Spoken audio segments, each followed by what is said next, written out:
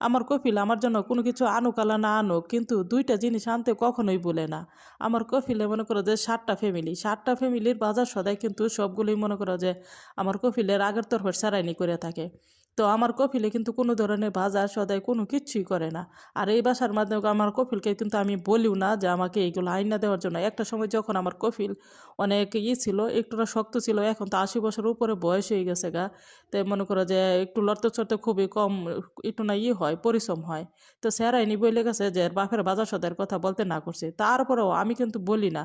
এখন কি করছে, কালকে আবার এত পরিমাণে কতগুলা বেগুন আনছে, এখন কি বলবো, এতগুলা বেগুনও মানুষ আনে। আর সৌদি আরবের মানুষ কিন্তু যে কোনো কিছু কিনে কার্টন ধরে কিনে।